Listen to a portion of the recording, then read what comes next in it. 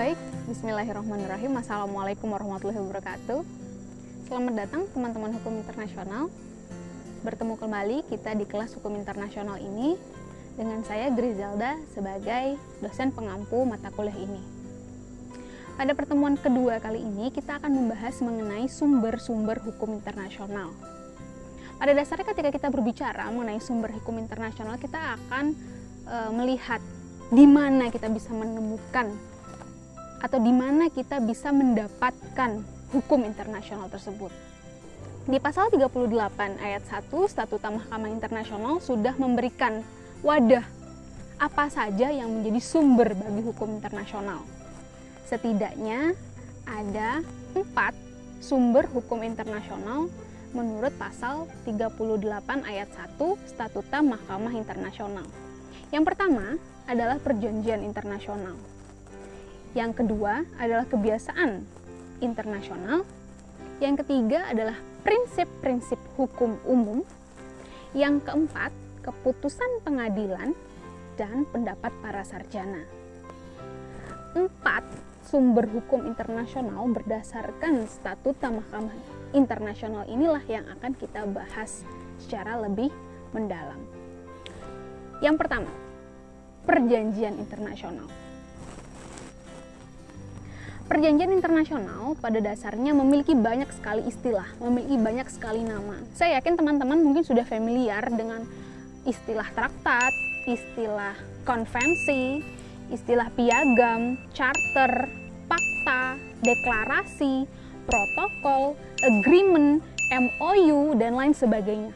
Ini merupakan produk yang sama, yaitu perjanjian internasional. Hanya istilahnya saja yang berbeda-beda. Pada dasarnya, apa itu perjanjian internasional? Perjanjian internasional ini diatur definisinya oleh Konvensi Wina 1969. Konvensi Wina 1969 menyebutkan perjanjian internasional itu adalah persetujuan yang dilakukan oleh negara-negara dan bentuknya tertulis dan diatur oleh hukum internasional. Jadi kalau teman-teman lihat, tidak-tidaknya ada 4 elemen dari definisi yang coba diutarakan oleh Konvensi Wina 1969 ini. Yang pertama, perjanjian internasional itu merupakan persetujuan. Jadi ada kesepakatan yang dilakukan oleh siapa? Kesepakatan yang dilakukan oleh negara-negara. Ada lebih dari satu negara, komunitas negara tersebut yang bersepakat. Yang ketiga, bentuknya harus tertulis. Kesepakatan ini harus dituangkan dalam bentuk tertulis, baru bisa diakui sebagai perjanjian internasional. Dan yang keempat, harus diatur oleh hukum internasional. Artinya, kesepakatan yang dibuat oleh negara-negara tersebut harus sesuai dengan kaidah-kaidah hukum internasional. Tidak boleh bertentangan. Nah, pertanyaannya kemudian adalah bagaimana kalau yang membuat perjanjian ini bukan negara? Karena kalau kita berdasarkan pada definisi yang disebutkan oleh Konvensi Wina 1969 tersebut, ini hanya merucutkan pada negara yang menjadi subjek atau negaralah yang membuat perjanjian tersebut, membuat kesepakatan tersebut. Lalu bagaimana kalau bukan negara? Konvensi Wina 1986 memberikan jawabannya. Menurut Konvensi Wina 1986, perjanjian internasional ini adalah mengatur tentang perjanjian antar negara dan subjek hukum internasional lainnya. Jadi meskipun subjeknya bukan negara, juga bisa dikategorisasikan sebagai perjanjian internasional menurut Konvensi Wina 1986. Oke, sekarang kita beralih ke macam-macam dari perjanjian internasional. Seperti yang sudah saya mention sebelumnya, kalau istilah yang digunakan dalam perjanjian internasional ini memiliki banyak nama. Tentu saja salah satu alasannya karena memang pada dasarnya perjanjian internasional ini banyak sekali. Nah, bagaimana cara kita mudah mempelajarinya dari sekian banyaknya perjanjian internasional ini? Ada beberapa ahli yang mencoba untuk mengklasifikasikan perjanjian ini. Klasifikasi yang pertama ini dilihat dari perjanjian internasional yang menimbulkan kaidah hukum tertentu. Ada dua bentuknya. Yang pertama law making treaty dan treaty contract. Apa ini law making treaty? Law making treaty ini adalah perjanjian internasional yang menghasilkan kaidah-kaidah hukum yang berlaku umum dan terbuka bagi pihak ketiga. Apa artinya perjanjian internasional yang melahirkan kaidah-kaidah umum? Artinya isi atau muatan dari perjanjian internasional ini dibutuhkan oleh masyarakat internasional secara umum dan terbuka bagi pihak ketiga. Artinya pihak yang tidak ikut merumuskan perjanjian internasional ini sekalipun ini bisa menjadi bagian atau bisa menjadi anggota dari perjanjian internasional tersebut. Contohnya apa? Contohnya seperti yang tadi sudah saya mention, Konvensi Wina 1969 tentang perjanjian internasional. Ini merupakan salah satu contoh dari perjanjian internasional yang bersifat law making treaty. Artinya dia bersifat umum. Umum artinya apa? Isi dari perjanjian internasional Konvensi Wina 1969 ini memuat bagaimana cara negara-negara itu melakukan atau membuat perjanjian internasional. Dari awal sampai akhir Konvensi Wina 1969 mengatur hal tersebut. Ini salah satu contoh perjanjian internasional yang bersifat law making treaty, dan negara manapun, entah itu negara yang ikut dari awal pembahasan pembentukan Konvensi Wina 1969 sampai negara yang baru merdeka belakangan pun itu bisa menjadi pihak, menjadi party dari perjanjian internasional tersebut. Law making treaty. Yang kedua adalah treaty contract. Kebalikan dari law making treaty, treaty contract ini adalah perjanjian internasional yang melahirkan kaidah-kaidah khusus dan hanya berlaku bagi pihak-pihak yang bersangkutan saja. Contohnya apa? Contohnya misalnya perjanjian perbatasan negara. Perjanjian perbatasan negara. Perjanjian perbatasan antara Indonesia dengan Malaysia di utara Kalimantan. Ini merupakan salah satu contoh perjanjian yang bersifat treaty contract. Artinya isi dari perjanjian tersebut hanya pure tentang perbatasan, garis perbatasan wilayah darat antara Indonesia dengan Malaysia, dan hanya berlaku bagi Indonesia dan Malaysia, hanya berlaku bagi para pihak itu saja. Treaty contract. Oke, sekarang kita beralih ke macam perjanjian internasional yang kedua, yaitu dilihat dari jumlah pesertanya.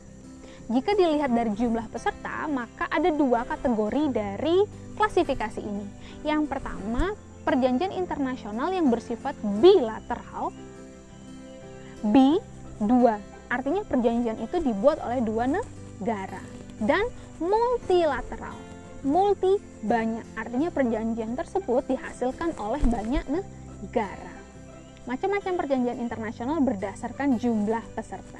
Yang ketiga, macam-macam perjanjian internasional berdasarkan prosedur tahap pembuatannya. Ada yang 2 tahap dan ada yang 3 tahap. 2 tahap ini apa? Artinya, dalam proses pembentukan perjanjian tersebut, hanya ada perundingan, kemudian penandatanganan. Artinya ketika penandatanganan, maka perjanjian tersebut akan berlaku bagi para pihak.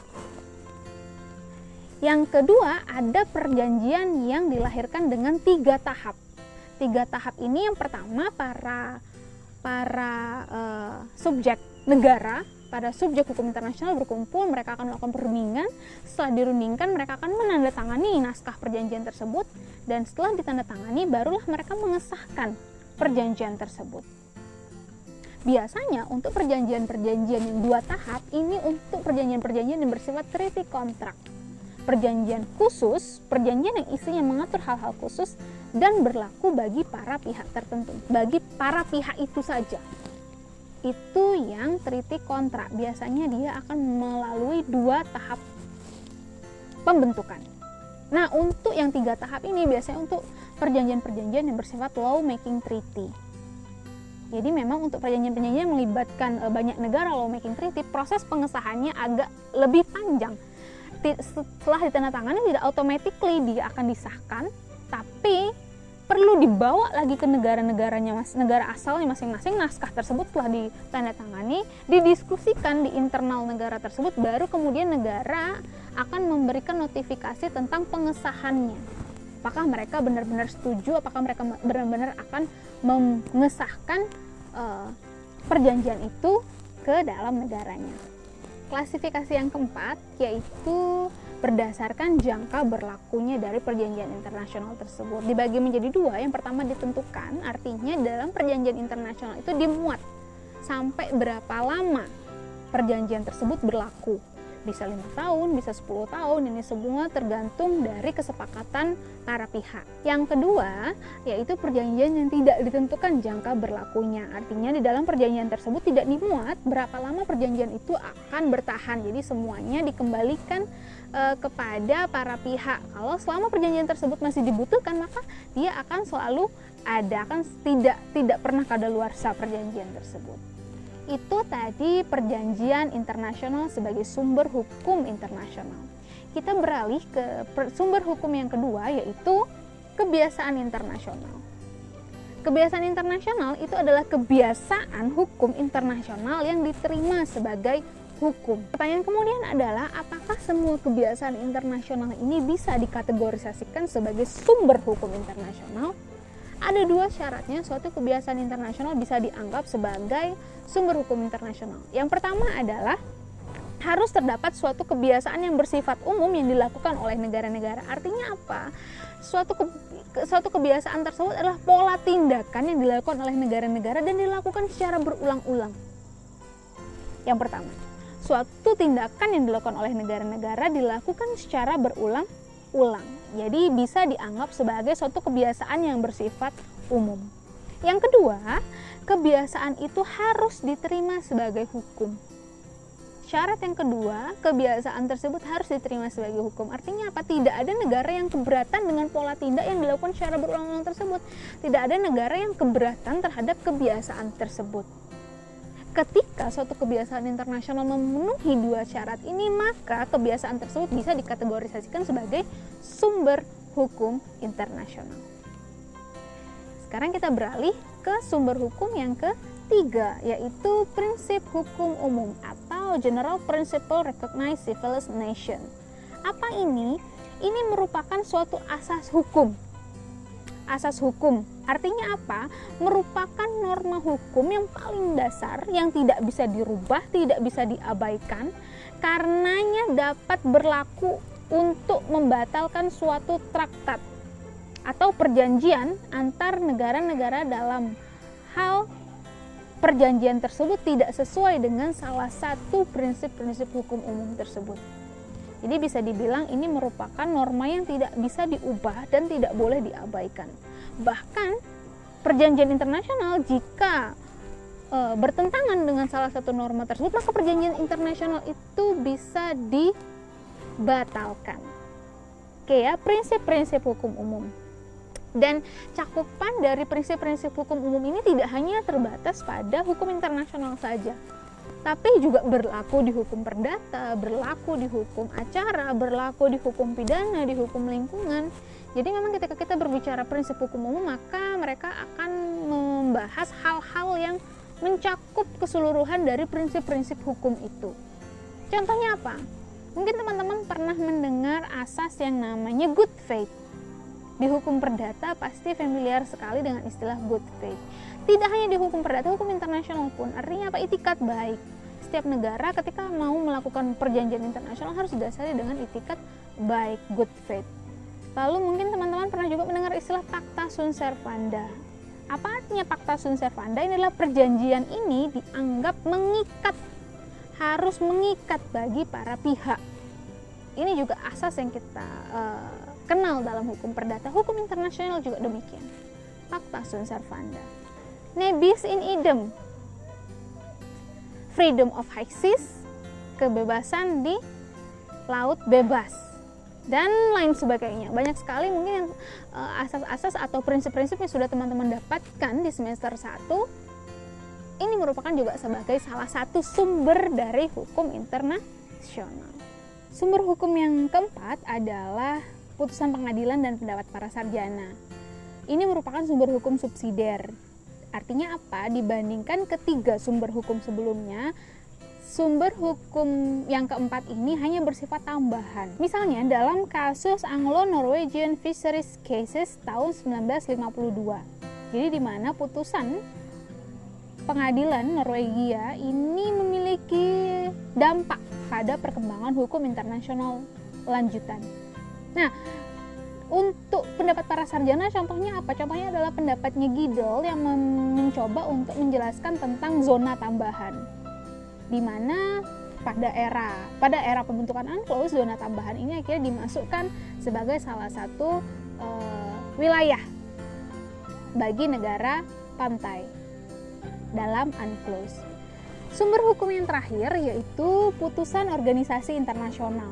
Sebenarnya ini tidak ada dalam pasal 38 ayat 1 Statuta Mahkamah Internasional. Jadi putusan organisasi internasional ini merupakan sumber hukum yang baru eksis, baru ada. Kenapa ini tidak dimasukkan dalam pasal 38 ayat 1 Statuta Mahkamah Internasional? Keberadaan dari organisasi internasional itu sendiri baru diakui sebagai subjek hukum internasional itu pada tahun 1949. Jadi bisa dibilang organisasi internasional diakui sebagai salah satu subjek dari hukum internasional ini masih baru. Namun pada dasarnya putusan-putusan organisasi internasional ini sudah mengikat bagi anggota organisasi internasional tersebut. Misalnya putusan ASEAN ini hanya berlaku bagi negara-negara ASEAN. Negara-negara yang tidak tergabung dalam ASEAN ini belum tentu akan mau mengikuti putusan-putusan yang dibuat oleh ASEAN tersebut, sehingga memang sifatnya lebih kepada pendekatannya sebagai sumber hukum lebih kepada negara-negara yang menjadi anggota dari organisasi internasional tersebut. Nah, itu tadi sumber-sumber hukum internasional yang kita lihat dari pasal 38 ayat 1 Statuta Mahkamah Internasional maupun sumber hukum internasional terkini, putusan organisasi internasional yang bisa dikategorikan sebagai sumber hukum internasional. Oke, itu tadi materi pertemuan kita kali ini tentang sumber-sumber hukum internasional. Jadi bisa teman-teman lihat, pada dasarnya sumber hukum internasional itu diatur di pasal 38 ayat 1 Piagam Mahkamah Internasional. Walaupun dalam perkembangan ada sumber-sumber hukum yang lain yang juga bisa dianggap sebagai wadah atau tempat di mana kita menemukan hukum internasional. Oke, mungkin cukup sekian pertemuan kita hari ini. Jika teman-teman ada yang bingung, ingin ditanyakan, silahkan tanyakan di kolom komentar atau bisa kita diskusikan ketika kita bertemu langsung. Terima kasih banyak atas atensi kalian. Semoga kita senantiasa sehat selalu. Assalamualaikum warahmatullahi wabarakatuh.